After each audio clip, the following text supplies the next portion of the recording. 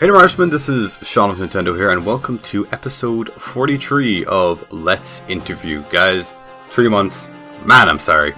It has been literally that long since I've recorded one of these, but it's great to be back to bring back the series, obviously. So here for the series revamp we have...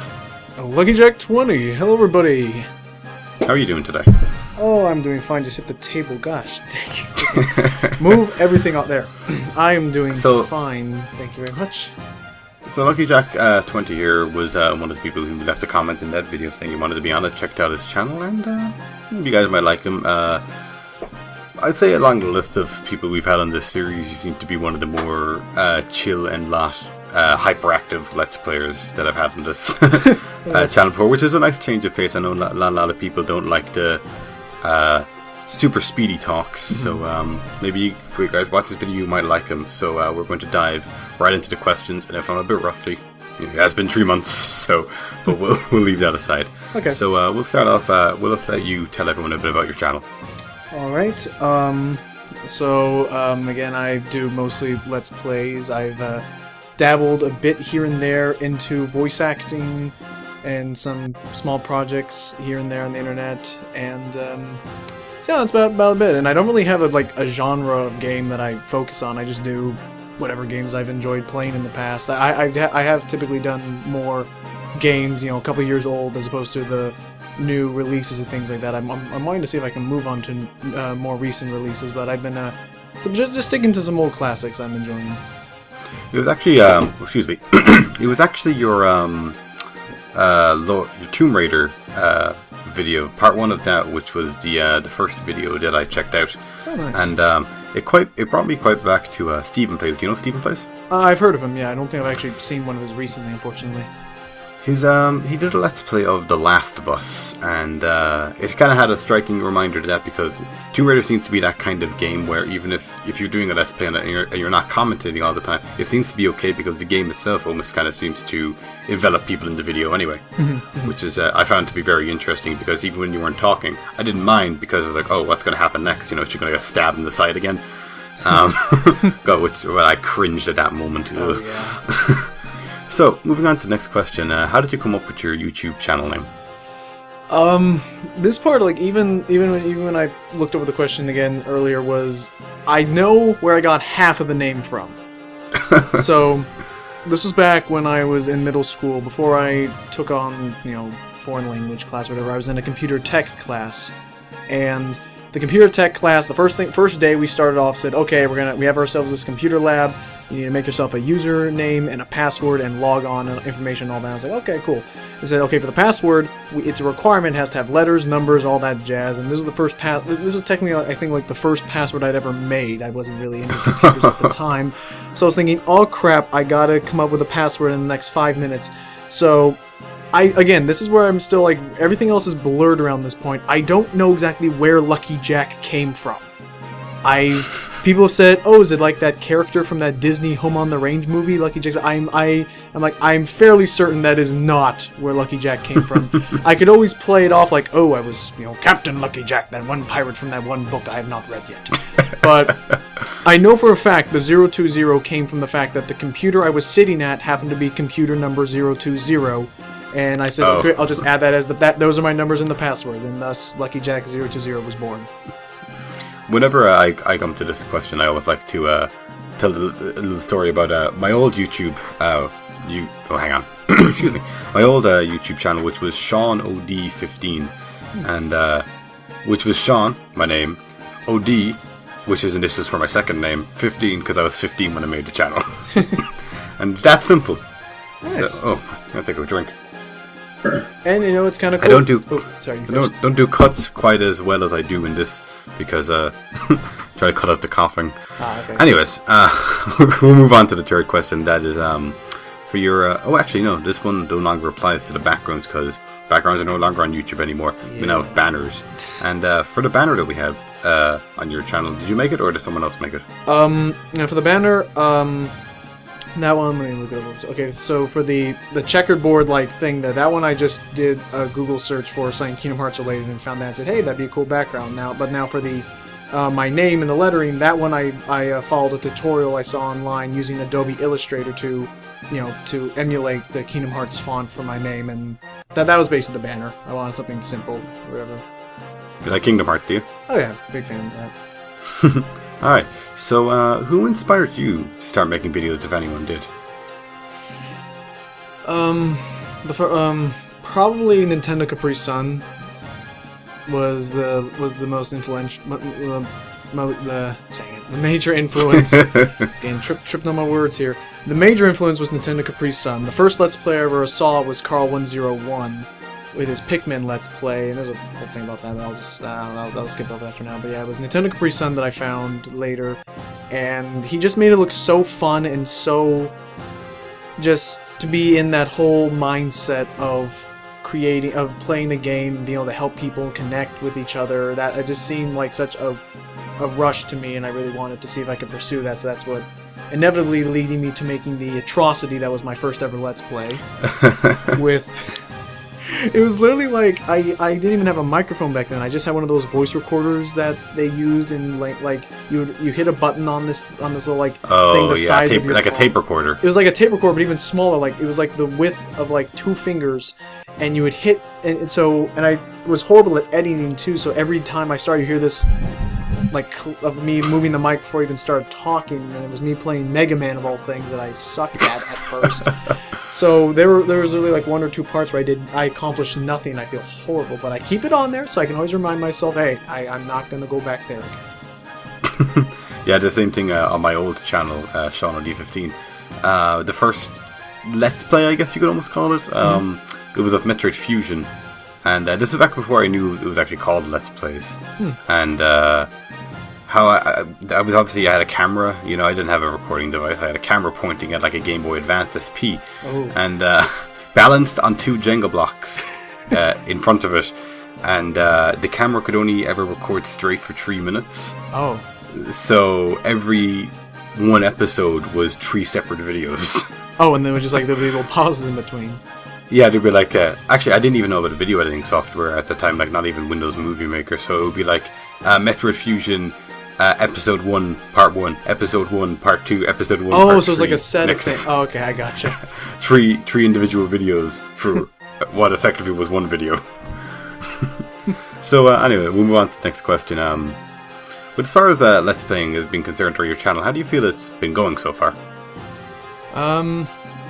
It's probably more or less myself to blame on some cases that I've been taking for school and for other extracurricular activities I do, performing arts, dancing, singing, and whatnot on the side. I've taken a couple breaks. I never have left a project forever. I've always just taken sometimes up to 1 to 2 month breaks in between. But I feel as if things have slowed down a little bit from when I started off. Well, I mean, when I first started off, it was slow, obviously, because I was starting like from the ground up, and then around in the middle point. I remember getting a big rush of viewers and subscribers as my content was being spread around. Then recently, it's been sort of like plateauing a bit, but I'm fine with it. I feel as if I'm doing fine. I guess somewhat of a goal I have is as long as I have fewer videos uploaded than I do subscribers, I feel as if that's a good ratio for me to maintain at times. Okay. Sort of deal that's like interesting. that. And I have learned to appreciate consistent. And I have learned there's a difference between subscribers and consistent viewers now, and I appreciate consistent viewers. Yeah, sadly, that old channel I brought up before, the LuckyJack020 one. I was a subber at the time. I fell into that trap. So that's why I had to come over to this channel. I actually remembered I did. When I first was starting off in the first month, I fell for one of those like private messages. Hey, use this website to build your channel, and that was the first and last time I ever did that again. And we hijacked your browser. and now you're uploading videos in Puppets. What? But we absolutely love your content. Having never watched a single video. And I was like, we totally think you're unique. Looks at the fact that they weren't even hiding. They sent this to like 30 other people in the same this message was sent to these people. It's like, okay, cool. Okay, delete. Yep. Okay. So move on to the next question, and that is there any particular goals you try to reach on your channel recently? I suppose I am sort of working towards that 1,000 milestone. No idea what's going to happen after that. I imagine I'm just going to be like, oh, well. I think I'd like to... I'm saving up. I'm trying to see if I can get a 3DS capture card, because one of those capture board things, because I'd like to record a 3DS Let's Play. Excuse me. Major goals. I guess a major goal is I would like to do more co-commentary, like big groups. I've always wanted to do like a big Let's Play part where I have like 5+ people all like together sort of deal. Because I've never done something like that before. Like a collab. Yeah, like a big collab thing. I've done like small, at most. I think the most I ever had was 3 people co-commentating with me at a time. That was for a party game, like Mario Party. I've always wanted to have something like that, like a big finale sort of deal. But yeah. Other than that, I'm just keeping small goals. Just one day at a time sort of deal. Exactly. Okay, so for the next question, was this your very first YouTube channel? Yes, this was. Alright, so that's a one-shot question right there. Yep. Okay, so for the little other channels box, at the bottom right there, when you're using that, do you primarily reserve that for friends or channels you enjoy, or a mix of both? Typically, again, it is kind of like I use it like as a mix sort of deal. Typically, my friends I put higher up because I want to support them and have their names get spread around more, and just support them and get them more recognized, acknowledged by my viewers. So hopefully that we can share audiences and things like that. And the channels I enjoy, I typically put a little bit lower, because typically the channels I enjoy don't really need all that shout-outing. They pretty much have their huge fan, like we're talking like Markiplier, Game Grumps, and the John Tron, the Jesse Cox, all those, like they don't need my shout-outs. They're pretty well set off on their own right now. But they're still in the channel box that at least people can see the type of things that I enjoy, and perhaps from that make a connection of, if he likes this, then I might like his stuff, type of deal. Yeah, okay, it's a good answer. Okay, so for the next question, we're gonna reel away from YouTube for a little bit, get some more slightly personal questions, and first one is, what was the very first game you ever played or ever remember playing? I know it probably was on either the Game Boy or the NES. That was a friend of mine had. I want to say probably I think that's what it was called, Mario's Game & Watch for the Game Boy. Oh, really? Mm-hmm. I've never heard of that game. Yeah, I was an odd kid with video games growing up. More on that later, probably. Okay, we'll move on to the next question. So, and that is there any gaming franchise you want to get into that you can't right now? I would really like to get into the Uncharted series, as I've heard pretty good things about that, and the Ratchet and Clank Future series as well, both of which on the PS3. I have a PS4. That's the Tomb Raider thing, probably already explained.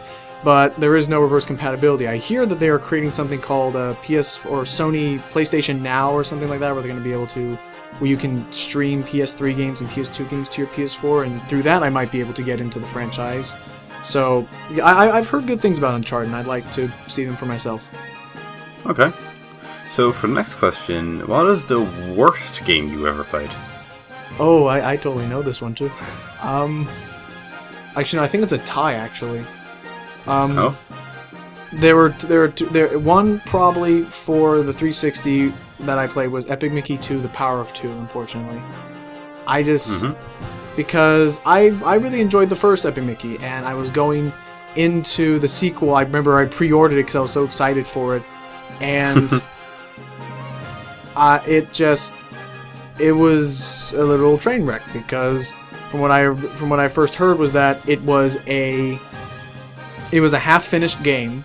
It wasn't completed upon release, and there were just bugs everywhere, and I felt horrible because even when I did my Let's Play of it, which was the first, and I would like to go back to doing Day 1 Let's Plays, because I feel like as a Day 1 Let's Play that was a real big hit and miss doing that game. But the problem was that there were some people leaving comments saying that they were encountering problems in their game, and it wasn't like a problem like, oh, this thing is too challenging, like something that I could easily say, oh, there's a tip, there's a trick to that boss, you do that. No, this was like game-breaking bugs that were in their games that prevented them from completing the game, and I was in a position where I couldn't help them, and I felt really bad that I couldn't help them because it was something that was the developer's fault, not anyone, not any of the consumers' fault.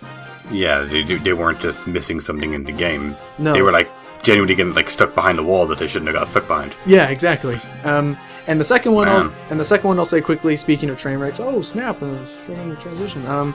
It was I remember it was a game my brother had, and I tried it out once. It was this Lionel. I think it was called Lionel Trains on Track for the DS. It was like a game like product placement for like this toy train set or whatever. And the only reason why it stood out for me was I picked it up. The manual had nothing in it that really was of any help during the game, and it was one of those games where you pick it up and you're like, what the heck do I do? Can I place a track? You can't place that track there. Okay, can I place that track? You can't place that. Okay, what tracks can I place? We're not going to tell you.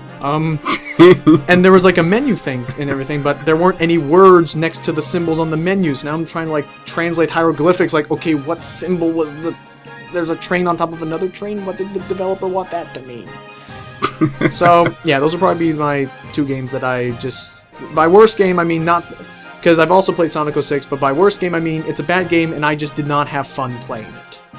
Yeah, you can have fun with Sonic 06. Yeah, I had fun, steamrolling through that game and feeling really bad about it. It was like a Super Meat Boy type of deal. It was like, you die, you rage, but it's like, oh, let's just keep going. But anyway. Okay, so for the next question, who are some of your favorite Let's Players or just general YouTubers? I think I mentioned him before. As far as Scare Cam, if I'm going to mention Scare Cam, I would say Markiplier. He seems to do it tastefully, though. Personally, if he ever abandoned the Scare Cam, I would not be mad. But so there's him. Game Grumps. I'm trying to actually get back into them. I haven't watched in a while.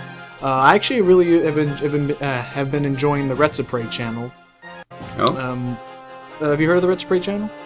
I have. I haven't watched it myself, but I've been trying to get back into there since I enjoy their take and their banter. And trying to think of the other thing. And Killplix. Killplixism is probably one of my favorite live streamers, and he uploads all of his streams on the YouTube, and I've been enjoying his stuff for the past 2 years now, I think. Okay, so for the next question, I'd like to know, what's your recording setup like, and what kind of equipment and software do you use? Okay, so I guess starting I'll start like in an order, like from the TV to when it gets on YouTube. So the TV, from the TV to the computer, I have the Hauppauge HD PVR2 Gaming Edition, which for anyone out there who would like to have that and also live stream, I should recommend that you guys do not get that capture card if you want to do any live streams, because the HD PVR, the Hauppauge capture cards don't really work well with a lot of streaming softwares. OBS, XSplit, all those included. Typically, you would probably want to go with a Roxio game capture. I've heard that one also works very well. But anyway, so I have the HD PVR2, which does just fine for normal Let's Play recording. Usually I use, and I think I use an HDMI splitter for most stuff, so I can record through the HDMI cable. Then from there into I use the Hauppauge capture program, to which then I edit things in through. Adobe Premiere Pro is what I use currently for putting the video files together, editing them, putting any crossfades or something, like if I'm doing a backtrack-a-thon in which I go back and do all the backtracking, pick up this, pick up that. If I want to cut out all the traipsing along in between the actual pick-up item things, I'll just cut around that. Because typically interruptions happen a lot at the place where I record, so to avoid this, I've been leaning more towards doing post-commentary over videos. I'm starting to do more live commentary because I find it's more fun to be able to get more honest reactions, especially when playing games like Telltale's Walking Dead and things like that. And then for the recording bit, then I have the Blue Yeti microphone. Had that for about a year now, and I use Audacity. Then I record the audio, normalize it, do noise removal, get rid of all that hums and all that. Export the audio file, move it into Premiere Pro, render into 1080p, and bam, it's on YouTube. Alrighty. Actually, you're one of the first people I've seen use it, Adobe Premiere over Sony Vegas. I've heard that Sony Vegas might be a better alternative. I'm not sure yet, though. Sony Vegas is pretty good. I did want to try Adobe Premiere at some point, just kind of expand into other editing softwares. I actually had tried Final Cut Pro at one point. That thing was really bad. Oh, was it? Oh my god. You actually have to, before you can even view a preview of a video, you have to render out a short, you have to render out a preview of it before you can see the preview. Wow, they don't mess around. Okay, so the next question here. So for next one we have, what is your biggest drive to make your videos? Well, joke answer would be that my sister has on a number of occasions says that if I ever quit Let's Playing, she would noogie the heck out of me. Older or younger? Older sister. All right. Yeah. So there's that. That would be the joke answer. I think the more serious answer would be that it's such a pleasure and such an amazing feeling to do Let's Plays and to entertain and to help people, and I've received a couple of times messages from people saying that my videos has helped them through rough times, and that just feels like nothing else to me. That's just such an awesome feeling, and definitely I'd say that making the decision to start Let's Playing was one of the coolest and best decisions I've made. If I was thinking long-term stuff. And expensive. And sometimes yes. Actually, it was it's like an investment sort of deal. Go ahead. I was just gonna finish it's like an investment sort of deal. Sorry, but Yeah. I was thinking that you have the Blue Yeti. I was thinking of getting the Blue Yeti at some point as well, but it seemed a little bit over that price range because the Blue Snowball that I've got right here just kind of seems to fit more perfectly. Oh, nice. And while you were talking about the capture cards, I was gonna suggest for anyone else out there, Roxio is a very good one. Elgato is another really good one. Elgato. And one of the more recent ones, if any out there have USB 3.0, the AverMedia Extreme Cap U3 is the new top-of-the-line 1080p 60 frame per second recording, and it does it through USB 3.0, so incredibly high data rates, to the point where you could practically play the game on the capture display. Dang. So, yeah, what was that called again? AverMedia Extreme Cap U3. There we go. Sorry, placement for no, I'm actually looking at that. Actually, that sounds cool.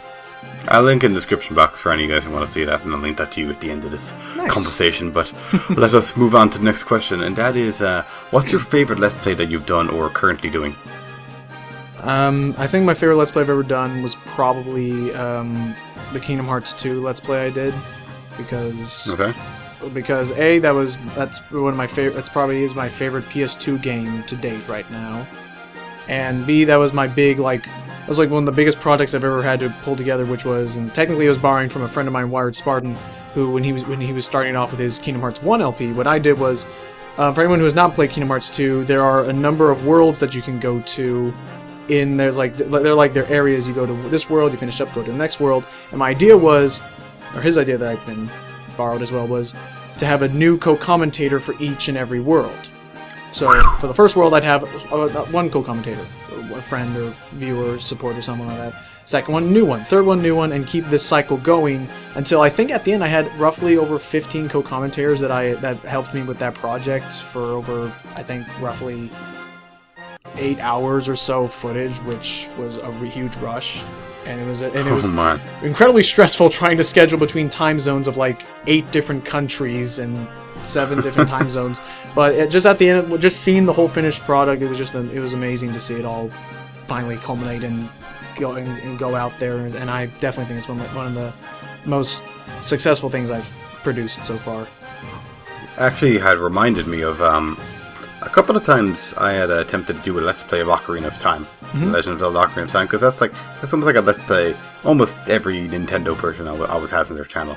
And when Skyward Sword came around, I kind of figured, hey, look, a lot of people are going to be Let's Playing Skyward Sword, on release date and stuff like that. I figured, well, is there anything different I could do? So I started up a Let's Play of Ocarina of Time, and I said, I'll call it Ocarina of Time, and it's a Let's Play in honor of the release of Skyward Sword. So I said, I'll do this Let's Play to honor the release of Skyward Sword, because, there's a timeline thing between them, whatever. Yeah. And I figured, what cool thing could I do? I know, I'll get a voice actor for every major character. Oh, wow. And for a while it worked.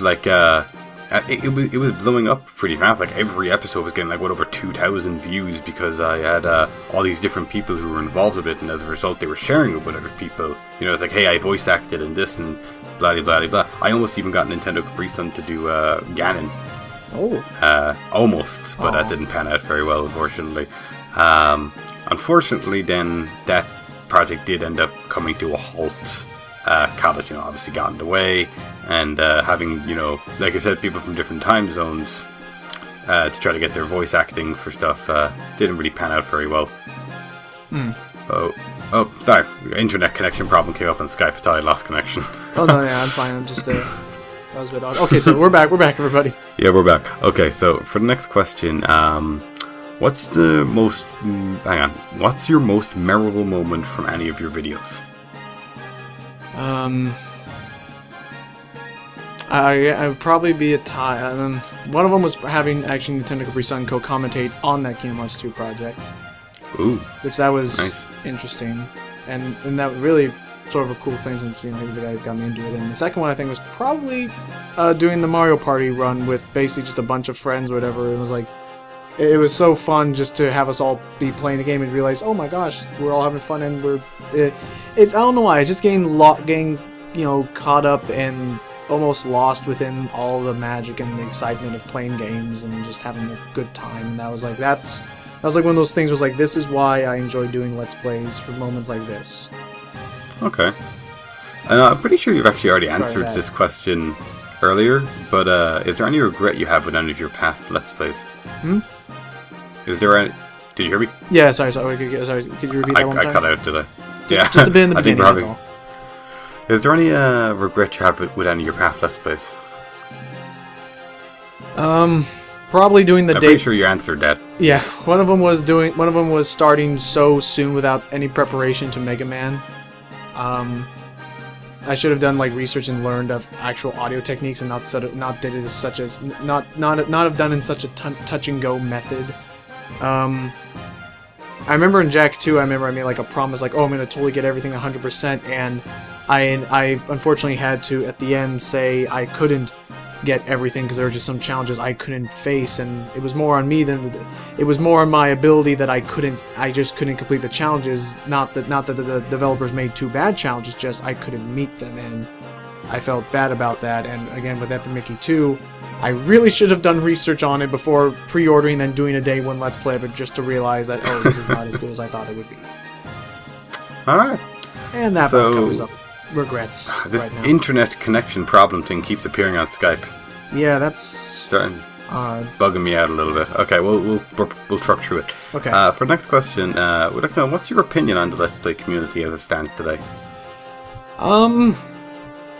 I feel, unfortunately for a majority of some of the people, I feel if there was one word I would have to describe it, I would say misguided in some cases.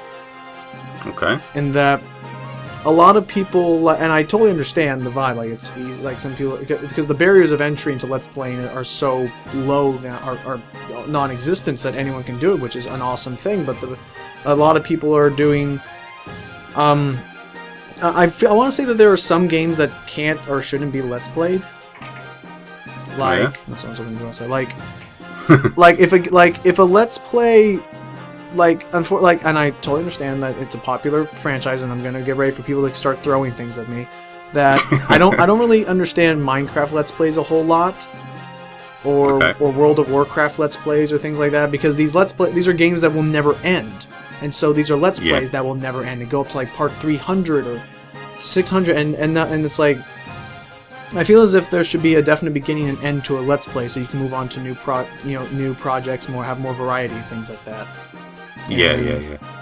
And again, I feel as if, and this is just my opinion on Scare Cam, and I'm not saying that's fact or whatever, but I feel as if it's sometimes not always appropriate to have face cam in front of a game footage, because in some cases it's like you're saying, hey, look at me in front of the game that, dozens of people put hours and stuff that I'm just trying to show off. Is more about me as opposed to the game. I don't really believe in that. I think it's about the game, since that's the big thing. That, and I've learned sometimes that if you put a scare cam over a scary video game, it loses a lot of that horror aspect for some people because now they're seeing a face in front of the game that the environment, the dark lighting, the tone is supposed to be filling the mood to get them scared or something like that. I don't know. Okay, it's a good answer. So, for the next question, is there any advice you'd like to give to any other Let's Players or just YouTubers out there who are starting off? Don't be afraid if you're starting off, if things start moving very slowly, because these things take time, and they definitely need to build up momentum over time, is what I've learned, and you unfortunately just have to push through those slow moments when not a lot of people are seeing your videos and content things, but if you keep at it, and if you really are having fun, that's like a thing with me Let's Playing is another thing that keeps me driving to do it is it's fun. If Let's Playing ceased to be fun for me and it started feeling more like a job or like a chore, then I would know that's when I need to stop or take a break or reevaluate reevaluate me doing Let's Plays, because that's why I think Let's Plays are so fun for people to watch. Is if you're having fun, that can be almost infectious, and the people watching it will have fun watching you have fun. Unless, of course, it's like a Super Meat Boy. Oh, I lost connection. Oh, wait, what? I think we lost connection. Gosh. It's fine. Pretty sure you got your message across anyway. Yeah. Okay. So that's okay. We'll keep trucking on. The power of editing will prevail. Okay, so guys, that's pretty much all of the serious questions. Now we've got about 5 more questions left, so we're gonna go to a little more low tone. We just want to know, what's your favorite Pokemon? Absol. Absol. Any reason? He was cool in that. He was cool in that one Pokemon movie. I want to say it was Jirachi. I think that was the Pokemon movie he was from. And he just looks cool. I like it, like what his shiny sprite looks like and all that. All right. So for the next question, and this is still one of my favorite questions everyone knows, is what's one embarrassing fact about yourself? So many to choose from. Oh. I'll pick one that's gaming related. Just when I started off playing video games, I was very impatient, and I used to not like story-driven games to the point where I remember starting off on the Super Nintendo and on the N64, I would skip all the dialogue. I didn't care about the dialogue, I wanted to get to the action, I wanted to get the cool parts. And for that reason alone, when I first picked up Ocarina of Time, in like the first year it was released, I never even made it to the Deku Tree. Oh. I skipped everything, and I picked up the controls like, let's explore! And I was like, what am I doing? What do I do? And no one knows this until now. Really in time to bring it up. I actually game overed on the freaking rolling boulder that protects the sword. Because I would get hit, run the other way, get hit, run the other way. I was like, where's this boulder coming from? Because I was young. Oh, because it kept rolling back around. Yeah, because it would roll back there, and I was stupid, and I was young, naive, and would skip things. So, okay, yeah, so revise that. I was so impatient and rushing into story-driven games, I didn't even get the sword. I didn't even get the sword in Ocarina of Time, and I rage quit. And then I dropped it, picked it up a couple years later, and then beat it. But yep, that's something that happened to me. And now all the Zelda fans are just going to just calmly weep to themselves in a corner that someone in the world managed to do that.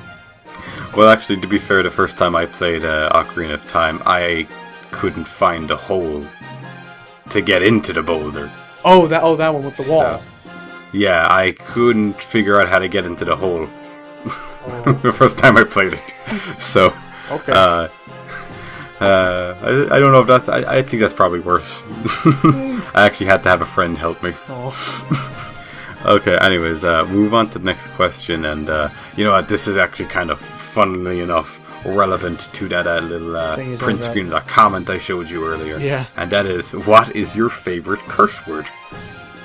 Probably crap. Because right. I think that, I don't know if it's true or not, but I think that it's like one of the most lenient curse words nowadays. Like you can say crap, and it doesn't seem like that draw. Of course, there are way worse curse words I don't like saying, but crap just seems like something I can just toss around. Ah, crap. No, crap. Okay, so we're down to the last 2 questions here, and this one's optional. You don't have to answer this one, but I would like to know, if you were to ever watch another interview, is there any question you'd like me to add in to ask maybe the next person? Possibly 2. Okay. One, what was their first opinion of Let's Play when they first saw one? Like when they first ever saw Let's Play, what do they feel about that? What was your first opinion on Let's Plays? Yeah. Okay. And the second will be, where do you see? I think the other one will be, where do you see Let's Playing going in the future? Okay, they could probably come one after the other. Yeah. I think that. Okay, so for the final question, just a bit of personal feedback from me. How did you like this interview?